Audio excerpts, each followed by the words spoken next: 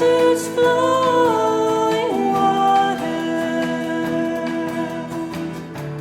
in my deepest wound I see your glory, your glory. It dazzles me.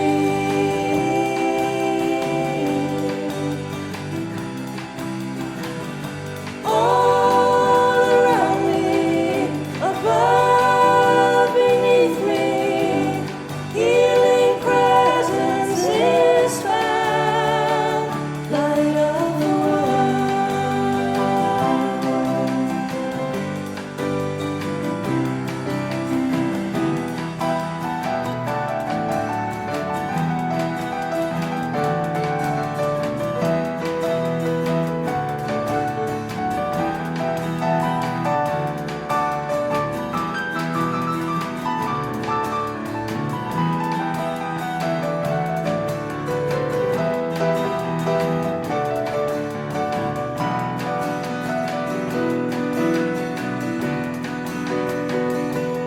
In my deepest wound, I see you. In my darkness, you are light. The sun, you bring me shade. And deserts flowing water. In my deepest wound, I see your glory, your glory. It dazzles me.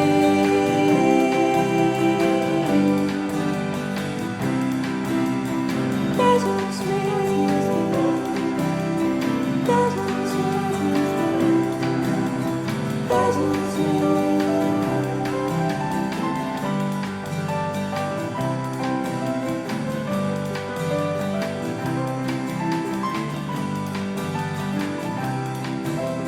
There's a whiteness in God's mercy.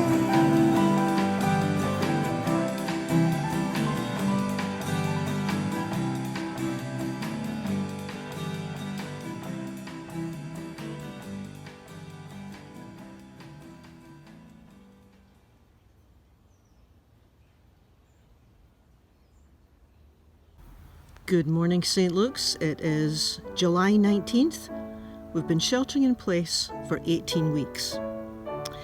Sometimes it's difficult to know who is telling the truth. Have you noticed that? You listen to one news station and then you turn to another channel and you hear an entirely different perspective?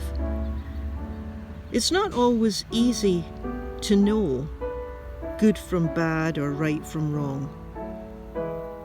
Is something or someone more of a help or more of a hindrance? It could be anything. It could be a political platform. It could be a movement. It could be something as common as a friend's advice. How do you know? What is good? What is right? What is true?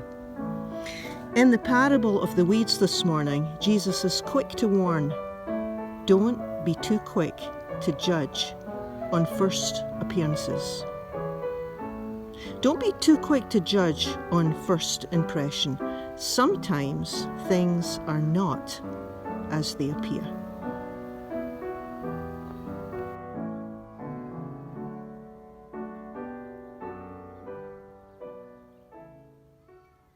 The Gospel reading today is from Matthew chapter 13, verses 24 through 30 and 36 through 43. He put before them another parable. The kingdom of heaven may be compared to someone who sowed good seed in his field, but while everybody was asleep, an enemy came and sowed weeds among the wheat and then went away. So when the plants came up and bore grain, then the weeds appeared as well. And the slaves of the householder came and said to him, Master, did you not sow good seed in your field? Where then did these weeds come from? He answered, An enemy has done this. The slaves said to him, "Then do you want us to go and gather them?" But he replied, "No, for in gathering the weeds you would uproot the wheat along with them.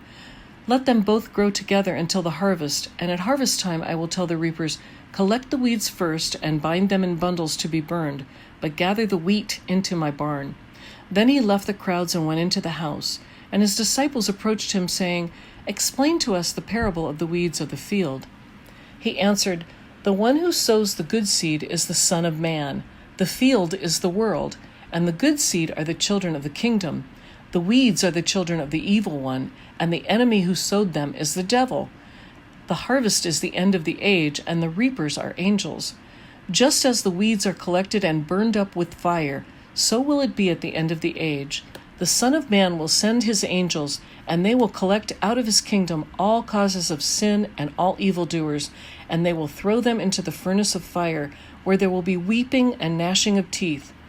Then the righteous will shine like the sun in the kingdom of their Father. Let anyone with ears listen." Good morning, children of St. Luke's. Last week we talked about planting seeds. If any of you have gardens or even a lawn, you can almost always expect to see weeds coming up along with the grass or the plants. And what do we do with the weeds? We pull them out. But sometimes they grow so close to the plant that we can't pull them up without pulling out the good plant.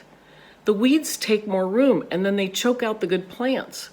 So in today's parable, Jesus compares the good plants and the weeds to the garden in our hearts.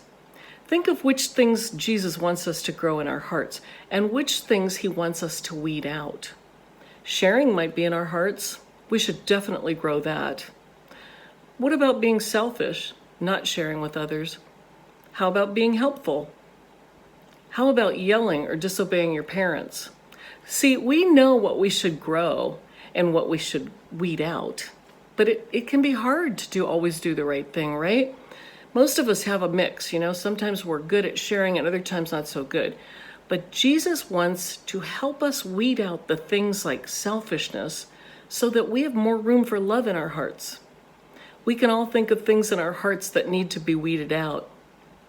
So let's pray and ask God to help us with that. Dear God, thank you for our family and our friends. Thank you for keeping them safe and healthy. Thank you for loving us even though we have weeds in our hearts. And help us to grow more love for you and for other people. Amen. The parable of the weeds.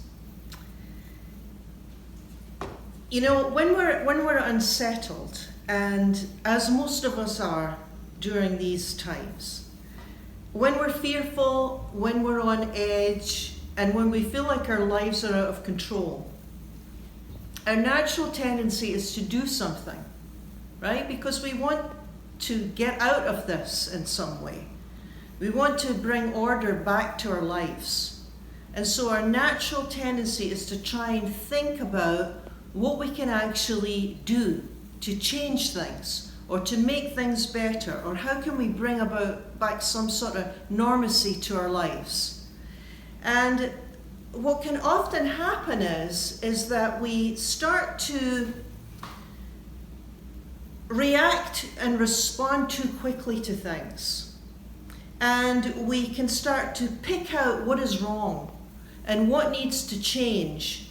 And this is a parable that cautions us about premature action as well as premature judging. Now, Jesus spoke a lot on judgment because I think it's so easy for us to judge, so he spoke about it a lot. And this is really a parable that, all the parables are multi-layered and there's many different truths in them, but one of the themes in this parable is, it's a caution. Don't be too quick to assume you know what's what. And now, again, Jesus was all for reading the signs of the times. I mean, he discerned all the time the hearts and the motives of people. He didn't just go around seeing the good in everyone. That wasn't the way that Jesus lived. I mean, he didn't look through the world through rose-colored glasses and think, oh, everybody's fine and everybody's good and it's a beautiful place. It wasn't like that at all. He didn't turn a blind eye to suffering. He didn't turn a blind eye to anything that caused people to suffer or evil.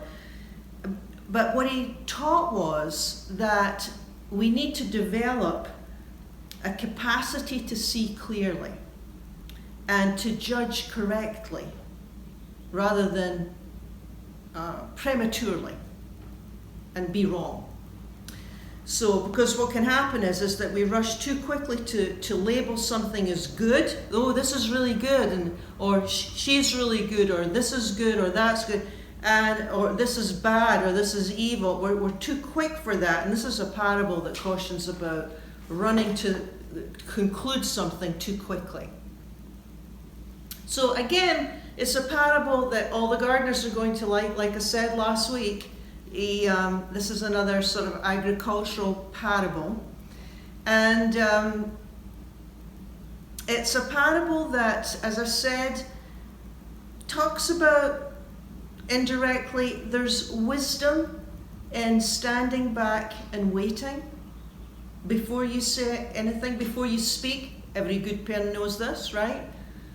Especially if you're dealing with adult children. You don't want to be too fast to give your opinions or your advices, right? There's wisdom in not rushing in to judge. There's benefit to pause. There's benefit to wait before you say and do anything. Why? Well, Jesus would say, because sometimes things are simply not as they appear. Sometimes you don't have all the information, and sometimes you're just wrong. So let me give you I'll point out a couple things in the parable that you might not know or you've maybe forgotten. So it's a parable about the field of wheat, and the farmer plants good wheat in the field. The workers notice that weeds start to appear in this field in verse 28, and they can't understand where the weeds have come from, because all that was put in the field was good wheat. The master farmer says, well, an enemy has done this. So an enemy has come in, verse 28, and done this. And interestingly enough, there was an ancient Roman law that made this illegal. You couldn't go in and plant weeds in your neighbour's field to get even or for whatever your reason would be. But there was an old law that this was not allowed, so apparently it was done. Master farmer said, no, just leave everything as is. I don't want you to go in and start pulling out the weeds or anything, because if you start to go in and pull out the weeds now, you might start to pull some of the good grain as well, and then it'll just be a mess. So don't do it. Just leave things alone. Verse 29, wait until the harvest, and then I will sort it out. Wait until the harvest, and then I'll sort it out. So the enemy goes into the field at night in the parable and plants this weed. Now, what's interesting about this weed is it was a particular species. It was like a rye wheat. It looked remarkably like a young wheat plant. In other words, when this weed starts to grow, initially you really can't tell. You don't know what it is. You don't know if it's wheat or if it's not, because it looks so much like the real thing. It looks so like a young wheat plant, you cannot tell the difference. And so what we have in the parable is that you have a weed that looks like wheat. That's interesting. You have something that looks legitimate, looks good, sounds good, but isn't. So much that darnel, that weed, is so like a wheat that the workers didn't even notice that it was actually in the field until much later, until that weed started to intertwine with the wheat roots, and then sort of like the true colours were shown. So it's an interesting thing. It's like sometimes, I think what he's getting at in the parable is that sometimes it's really not clear who's right and who's wrong, who's good and who's bad, who's wheat and who's weed, what's good and bad, and life is filled with ambiguity, and that's very, very challenging. The world is complex, our lives are complex, the decisions we make are not always easy, we're not always sure of the best thing to do. What is the best way? Now, when that's the case, he's saying just wait, don't do anything. There are times where it's better to just wait and not do anything rather than do the wrong thing. So I think that one of the lessons in this parable is not so much that there's wheat and there's weeds in the field, because we already know that. We already know that there's good and bad in the world. We already know that. I think it's more these impatient farmhands who assume that they know what's best. And they can see the problem. And they know what to do. And they're saying to the farmer, can we just go in now and just get rid of we'll clear all this out for you. We can just start weeding now and clear it all out, and we know what's best. And so it's this whole idea of, I know my judgment's right here. And Jesus is saying, that's the problem. That's the problem.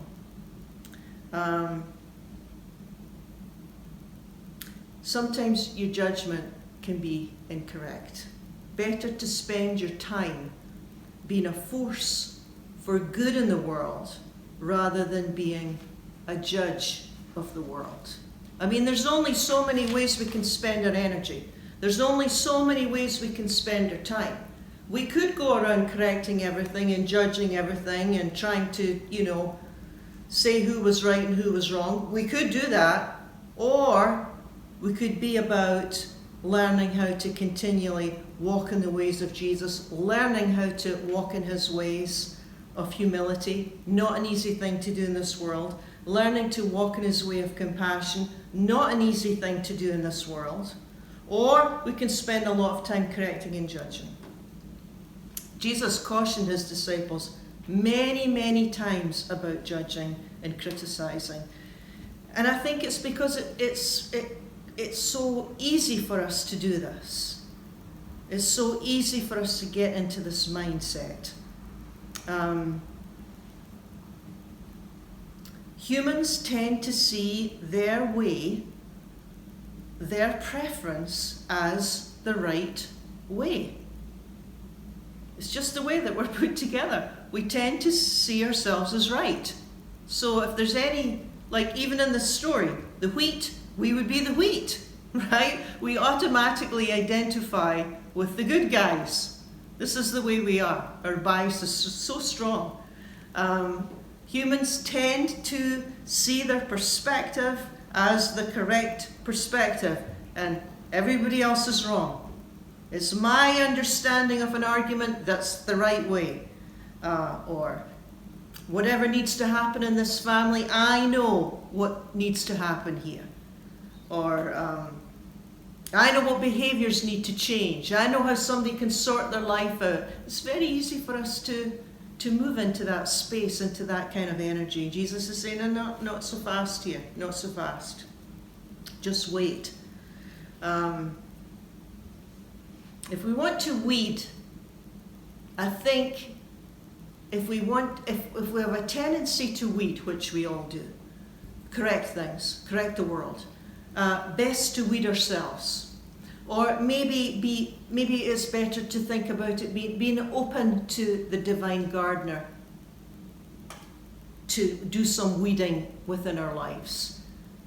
Let's be open to God to do if changes need to be made, then Lord, what would it be? And come and help me, rather than us trying to help everybody else. You remember that saying that Jesus had, take the log out your own eye before you point out the speck in your neighbour's eye? I mean, he must have had a smile on his face when he gave this teaching, because it just doesn't make any sense at all. How could you possibly see anything if you had a great plank in your eye? If you had a big log in your eye, how could you see anything? Well, that's the point, you can't, right? So what he's teaching is if you really want to accurately discern what is happening in our world today, or in our nation today, or within our families, or within yourself, you have to have the ability to take the log out your own eye, which is release your own preconceived notions to see what God will show us, to show you. I suppose it's the idea of having humility before God to say, I don't know what's the best thing here. I'm really not entirely sure. Could you show me your way? Would you help me to be open to your way? Because I really don't know. That would be taking the log out your eye. That's what it would look like. Having the plank in your eye assumes that you see everything absolutely clearly and you don't need any help at all.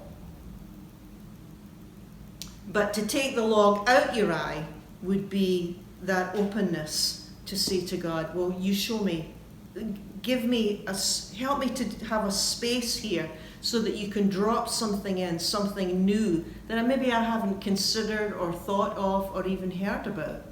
Show me your way.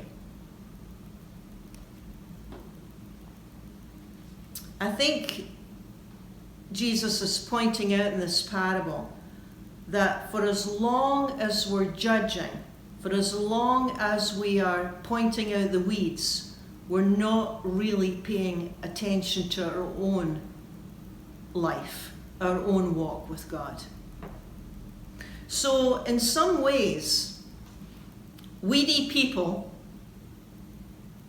or dilemmas, pandemics, suffering, anything that causes us to be fearful,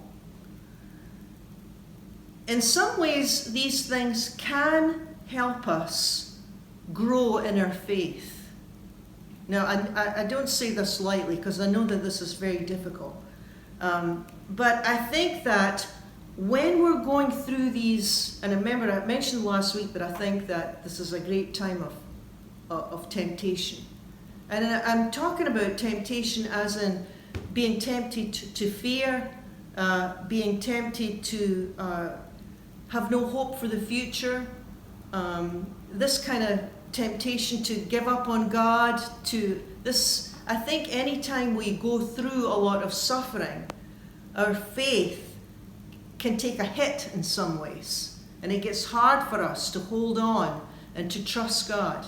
I think that when we're going through times of suffering, whether it's individually or nationally or on a world level, we can use these times as a way to lean into God even more so than we normally do. When we look at the weeds of the world, the things that frighten us, the things that feel like they're wrapping around us and choking the life out of us, I think that when we're going through times of suffering, as individuals or a nation or the world for that matter, we can use this time to draw even closer to God. Rather than take a stance that's hostile toward others. It's a different way of approaching life. It's a different sort of focus. Yes, I know that when we're stressed, we can get judgmental. I've seen it within myself. The more stressed you are, the more worried you are, you can get even more judgmental than you normally are. But I think that there's another way to respond. And it's about remembering what we're called to be. You know, we're not called to be judges. We're called to be about the business of producing good fruit, right? Remember, we looked at that last week. I mean, that's what we are all about. There's a strong theme at the end of this parable that God says, I'll take care of the judging. You don't need to be concerned about that. I'll take care of the judging. I'll be the judge of this. Nothing gets past me. I'm not unaware. It's not your job to do that. Now, that doesn't give us immediate answers to our dilemmas today, but it does make a difference to know that God's in control. That always makes a difference to us. It doesn't give us immediate answers to all our questions, but it does make a difference when God reminds us, I'm in control and nothing goes past me. Nothing goes past me. Because I think a part of this parable is Jesus is saying, God's in control. God's the judge. God's the judge, so you don't have to be. Because God's the judge. And God has all that covered. Instead, you spend your time doing what you've been called to do. We're called to follow Jesus. You know, we're called to keep on learning, keep on practicing the way of Jesus in the world. That's enough for us. We're called to learn how to walk humbly. We're called to learn how to walk with compassion. We're called to learn how to keep on learning how to walk in love and forgiveness. All the different things, all the ways that Jesus taught us. That's what we're called to do, because that's what produces the fruit, right? That's what ultimately produces the love, the joy, the peace, the patience, the goodness, the self-control. That's our calling. That's what we are here for, to bring good into this world. And so Jesus reminds us in this parable that that's what's important in the long run. The judgment, a secondary issue. The first call, to follow, to be faithful. Amen.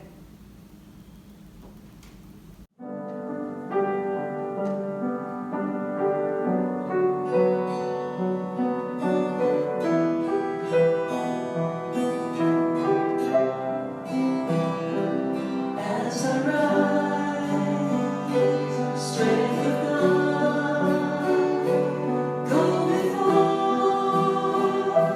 lift me up. As I wait.